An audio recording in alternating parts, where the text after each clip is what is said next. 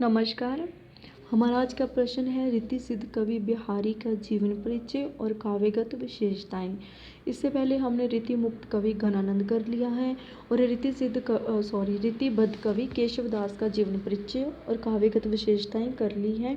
आज हम देखेंगे रीति सिद्ध कवि बिहारी का जीवन परिचय और उनकी काव्यगत विशेषताएं।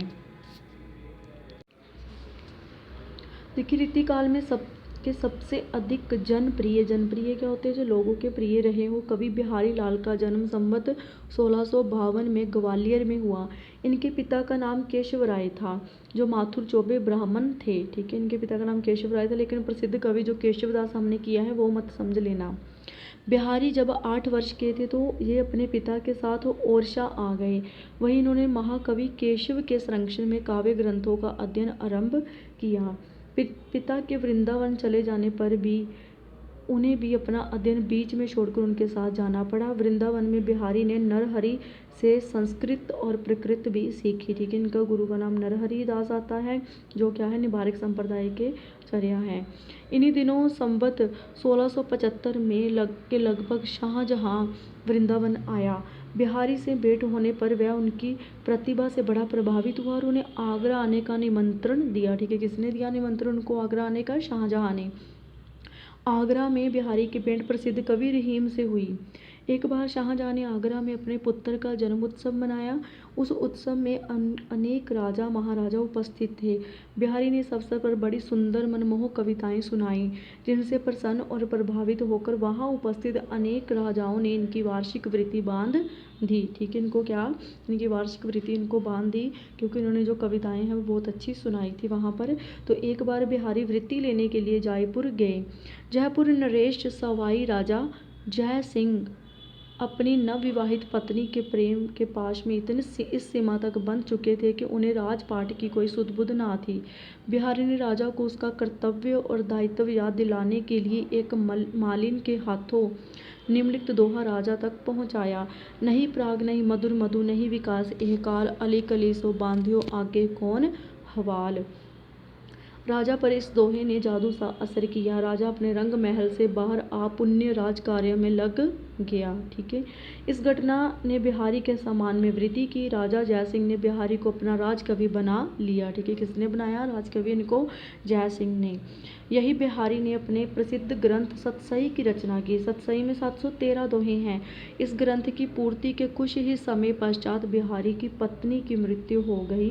बिहारी इस आघात को सहन न कर सके और संसार से विरक्त हो गए। आगरा से ये वृंदावन आ गए और अपना शेष जीवन भगवत जीवन भजन में व्यतीत करते हुए 1720 के लगभग परम धाम को प्राप्त हुए। ठीक है, अर्थात कि 1720 में इनकी मृत्यु हो गई थी। देन आते हैं इनकी रचनाएं। बिहारी के जीवन में केवल एक ही ग्रंथ की रचना, जो कि बिहारी सतसई के नाम से प्रसिद्ध है। इस ग्रंथ में 713 दोहे हैं। आचार्य रामचंद्र शुक्ल जी बिहारी सतसई की प्रशंसा करते हुए लिखते हैं, श्रृंगार रस के ग्रंथों में जितनी ख्याति जितना सम्मान बिहारी सतसई का हुआ है, उतना और किसी का नहीं। इसका एक एक दोहा हिंदी साहित्य में रत्न माना जाता है। बिहारी सतसई श्रृंगार रस की महान रचना है। इसकी महानता के संबंध में डॉक्टर शिव कुमार शर्मा ने ठीक ही कहा है कि यदि 1000 वर्षों से लिखी गई पुस्तकों में से 10 पुस्तकें चुनने को कहा जाए तो बिहारी सतसई भी उनमें से एक होगी। नेक्स्ट देखिए, काव्यगत विशेषताएं। बिहारी सतसई में समास पद्धति का प्रयोग किया गया है। ठीक है, जो इन्होंने ग्रंथ लिखा है बिहारी सतसई, उसमें कौन सी पद्धति है? समास पद्धति। दोहे जैसे छोटे छंद में सुंदर विचारों कल्पनाओं का समावेश भली भांति प्रतीत होता है। रस, अलंकार और नायिका भेद की दृष्टि से सतसई के दोहे बिहारी के पांडित्य के साक्षी हैं। छोटे छोटे दोहों में गहन भावों को व्यक्त करना ही बिहारी की विशेषता है, और इसीलिए तो किसी कवि ने यह कहा है, सतसई आके दोहरे अरुणावक के तीर, देखन में शोटन लगे गाफ करे गंभीर। नेक्स्ट आता है श्रृंगारवन। श्रृंगार के 2 पक्ष होते हैं, संजोग और विजोग, और दोनों का चित्रण किया है, लेकिन सबसे अधिक इन्होंने संजोग श्रृंगार का चित्रण ही किया है। ठीक है, क्योंकि ये रीति सिद्ध कवि हैं और रीतिबद्ध कवियों ने भी ज़्यादा से ज़्यादा संजोग श्रृंगार का चित्रण किया है। सिर्फ और सिर्फ रीति मुक्त कवियों ने विजोग श्रृंगार का अधिक चित्रण किया है। बिहारी के काव्य का मुख्य विषय श्रृंगार वर्णन है। श्रृंगार के दो पक्ष होते हैं, संजोग और विजोग। बिहारी ने श्रृंगार की दोनों ही अवस्थाओं का वर्णन किया है, किंतु इनका मन संजोग श्रृंगार में अधिक रमा है। संजोग पक्ष की सभी स्थितियों पर इनका पूरा ध्यान रहा है। बिहारी ने नायक के स्थान पर नायिका के आकर्षण का वर्णन अधिक किया है। बिहारी की नायिका में स्वाभाविक सौंदर्य इतना है कि आभूषणों से उसकी सुंदरता घट जाती है, क्योंकि दर्पण के से मोर्चे दे दिखाई देने लगते हैं। सुंदरता के साथ कोमलता भी असीम है। एक उदाहरण देखिए, भूषण बारू सहार है, क्यों ए तन सुकुमार, सूदे पाए ना घर परे, शोभा ही के बार। बिहारी ने नायिका के नक्श का वर्णन भी खूब किया है। नायिका की एड़ियों की सुंदरता संबंधी निबंध दोहा देखिए। ठीक है, नक्शे का वर्णन होता है पैर के नाखून से लेकर शिखर अर्थात सर तक। पाई महावर देन को नाइन बैठी आए, फिर जानी महावरी एड़ी मिजत जाए। नायिका के रूप सौंदर्य पर भी बिहारी ने बहुत से दोहे लिखे हैं। निबंध दोहा एक उदाहरण देखिए। पत्रा की तिथि पायोती वा घर के चहुपास, नित प्रति पे न्यू रहे आनन ओप उजास। तात्पर्य ये है कि बिहारी ने संजोग श्रृंगार की प्रत्येक दशा का चित्रण किया है। हाव भाव के अंकन में उन्हें सबसे अधिक सफलता मिली है। ये था संजोग चित्रण। आगे हम देखेंगे इनका वियोग चित्रण। नेक्स्ट आता है कि बिहारी के श्रृंगार के वियोग पक्ष का भी चित्रण किया है। ठीक है, जहाँ पर आप पॉइंट बना सकते हैं इसका वियोग चित्रण का, तो जो ऊपर वाला तो उसका बना सकते हैं संजोग चित्रण। बिहारी ने श्रृंगार के वियोग पक्ष का भी चित्रण किया है, किंतु बहुत कम। बिहारी के विरह वर्णन के विषय में कहा गया है, ना तो इसमें कालिदास और भवभूति का प्रेम आदर्श, और ना ही सूर किसी गहनता और व्यापकता, और ना ही तुलसी किसी शालीनता। विप्रलंब श्रृंगार, विप्रलंब अर्थात वियोग श्रृंगार को बोलते हैं। विप्रलंब श्रृंगार का एक उदाहरण देखिए। पूर्व अनुरागनी नायिका नायक की पतंग को छूने के लिए कितनी उतावली है।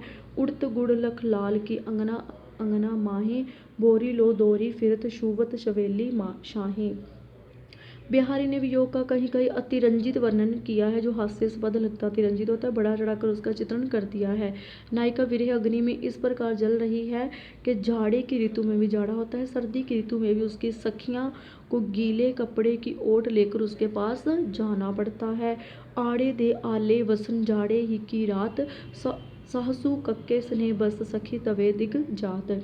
ऐसा ही करने उदाहरण देखिए। सुनत पथिक मुँह मानिस, चलत लुबे उहु गाम, बिन बूझे बिन ही कहे जियत बिचारी वाम। इन दोहों को पढ़कर विरहानी नायिका के प्रति सहानुभूति उत्पन्न नहीं होती, हंसी आती हैं। अतः हम बिहारी को विप्रलंब अर्थात वियोग श्रृंगार का सफल कवि नहीं कह सकते। नेक्स्ट इनकी आती है भक्ति भावना। बिहारी के कुछ भक्ति परक दोहे भी लिखे हैं। बिहारी सतसई का पहला ही दोहा, मेरी बव बाधा हरे नागर नागर सोए, इसका प्रमाण है, किंतु बिहारी को भक्त कवि नहीं माना जा सकता। हो सकता है बिहारी ने ऐसे दोहे जहाँ तो जीवन की संध्या में श्रृंगारिकता से उकताकर लिखे हो, या फिर बड़ी बिहारी सतसई बड़ी आंक संवाद की दृष्टि से लिखे हों। बिहारी के भक्तिपर्क दोहों में श्री राम, श्री कृष्ण, नरसिंह अवतार की वंदना की गई है। इन दोनों में भी चमत्कारी प्रदर्शन देखने को मिलता है। सूर और तुलसी जैसी एकाग्रता, तन्मयता और समर्पण के भाव का अभाव है। कुछ उदाहरण यहाँ प्रस्तुत है। शीस मुकुट कट काशनी, कर मुरली उर्माल, एहि वानक मो मन बसो, सदा बिहारी लाल। कीचु चित सोई तरो जह, पतिरन के साथ मेरे गुण अवगुण गगन गने, करुणा गोपी नाथ। नेक्स्ट आता है इनकी नीति संबंधी दोहे। नीति होती है जो मोरल वैल्यूज होते हैं वो। बिहारी के कुछ दोहे नीति परक भी हैं। बिहारी ने दोहों को अपनी कला के संजोग से अत्यंत सरस और मार्मिक बना दिया है। बिहारी के कुछ दोहों को तो सूक्तियों में स्थान दिया जा सकता है। कुछ उदाहरण यहाँ प्रस्तुत हैं। बड़ो न होजे गुणन विरद बड़ाई पाए, कहत दतूरे सो कनुक गहनो गड़ियो न जाए। बुरी बुराई जो तजे तो चितु खरो डरात, ज्यों निकलंक म्योंक लख गने लोग उत्पात। धनातः विविध विषयों का समाहार। बिहारी सतसई में अध्यापक, पुराण, ज्योतिष, गणित आदि अनेक विषयों का समाहार हुआ है, जिससे ये सिद्ध होता है कि बिहारी को इन विषयों की यथेष्ट जानकारी थी। ज्योतिष की एक नियम है कि चंद्र, मंगल और बृहस्पति जब एक ही नाड़ी में आते हैं तो वर्षा होती है। इसी नियम को बिहारी ने निम्न दोहों में प्रस्तुत किया है। मंगल विदु सुरंग, मुख सस केसर आड़, गुरु इक नारी लह संग, रसमय किए लोचन जगत। नेक्स्ट देखो छंद और अलंकार। पहले आएगा छंद। बिहारी ने केवल दोहा जैसे छोटे छंद में ही अपनी रचना की है और गागर में सागर भर दिया है। दोहे के थोड़े से शब्दों में ही अनेक अलंकार, अनेक भाव, अनेक व्यापार एक साथ गुथे हुए हैं। फिर भी उन दोहों की गति का प्रवाह कहीं छूटने नहीं पाया है। प्रत्येक दोहे में शब्द गहने में कुशलता पूर्वक जड़े हुए नगीनों की तरह प्रतीत होते हैं। नेक्स्ट आता है अलंकार। अलंकार बिहारी के काव्य में साध्य नहीं सादर रूप में व्यक्त हुए हैं। अलंकारों ने उनके काव्य के रूप को अधिक निखार दिया है। शब्द अलंकारों की अपेक्षा बिहारी ने अर्थ अलंकार अधिक सौंदर्यशाली है। ठीक है, इन्होंने कौन से अलंकारों का अधिक प्रयोग किया है, जो अधिक इनके मुखर हुए हैं? अर्थ अलंकार। शब्द अलंकारों में कवि की दृष्टि चमत्कार प्रिय अधिक हैं। अर्थालंकारों में उन्होंने उपमा अलंकार, रूपक और उत्प्रेक्षा का अधिक सहारा लिया है। जहाँ कुछ उदाहरण प्रस्तुत हैं। कनक कनकते सो गुनी मादकता अधिकाए, वो खाए बुराए ये पाए ही बुराए। ये कौन सा अलंकार है? शब्द अलंकार का यमक। तो पर बारो उर्वशी सुन राधिके सुजान, तू मोहन के उर्वशी हवे उर्वशी समान। जो भी शब्द अलंकार का यमक है। ननत सोहत ओढ़े पीत वट, सायम सलोने घात, मनो नील मणि सैल पर आतप पर्यो प्रभात। ये अर्थ अलंकार का उत्प्रेक्षा अलंकार है। नेक्स्ट देखो भाषा लास्ट कि बिहारी की भाषा में मधुर गुण पर्याप्त मात्रा में मिलता है। मधुर गुण के कारण नाद सौंदर्य काफ़ी प्रभावी हो गया है। उनकी भाषा कोमल, सरस तथा संवरी हुई साहित्यिक ब्रज भाषा है। ठीक है, कौन सी भाषा का प्रयोग किया है इन्होंने? ब्रज भाषा का। अभिव्यंजना की दृष्टि से वे अत्यंत शक्तिशाली हैं। श्री विश्वनाथ मिश्र ने बिहारी की भाषा के संबंध में ठीक ही कहा है। बिहारी को भाषा का पंडित कहना चाहिए। पंडित अर्थात ज्ञाता। गणानंद आदि दो एक कवियों की बात तो हम नहीं कह सकते, पर भाषा की दृष्टि से बिहारी की समता करने वाला, भाषा पर वैसे अधिकार रखने वाला कोई अन्य मुक्तक रचनाकार दिखाई नहीं देता। बिहारी के काव्य के संबंध में किसी विद्वान का निम्न कथन अक्षरत्य सत्य सिद्ध प्रतीत होता है। यदि सूर है, तुलसी शशि और उड़गन केशवदास है, तो बिहारी उस पीयूष वर्षा के मेघ के समान है, जिसके उदय होते ही सबका प्रकाश अक्षन्न हो जाता है। अक्षन्न अर्थात खत्म हो जाता है, मिट जाता है या कम हो जाता है।